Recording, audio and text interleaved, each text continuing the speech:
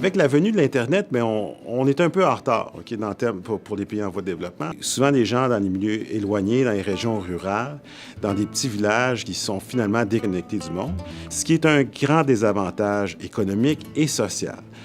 Je pense que cette connexion à l'Internet-là, elle est centrale pour faire en sorte que ces gens-là soient inclus dans notre société moderne.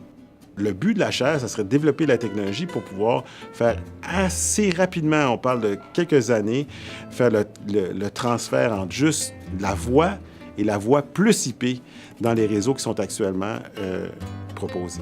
On prendrait l'infrastructure qui est existante, on l'adapterait à l'Internet et puis on mettrait des passerelles qui justement sont un des points forts de notre partenaire Média 5. On a pris nos enjeux de la chaire, puis on les a divisés en trois grands thèmes. Le premier thème, qui est la latence. Il faut comprendre qu'en ce moment, quand on fait une longue liaison sur 300-400 km, si on passe directement à IP du jour au lendemain, la latence va être inacceptable et puis on ne pourra même pas garantir une qualité de voix acceptable dans un système de communication. Le deuxième point, c'est la sécurité et l'analytique des passerelles. C'est-à-dire que la passerelle, c'est un endroit où est-ce qu'on peut analyser la communication, la qualité du vidéo, la qualité de la voix, la latence, justement, et puis en déduire s'il y a eu des intrusions, s'il y a des anomalies du réseau qu'on pourrait corriger. Et le troisième thème, qui est les cas d'utilisation de cette nouvelle technologie-là en devenir, on veut être de plus en plus connecté à des problèmes réels, puis c'est la spécificité de l'ETS, d'ailleurs. On s'est mis 3 situations réelles dans lesquelles on pouvait analyser tout de suite l'impact de notre nouvelle technologie. On a un de nos partenaires qui va nous fournir des données sur les réseaux qui ont été déployés dans les pays en voie de développement, voir de combien on peut augmenter le trafic Internet. Bien, on part de zéro.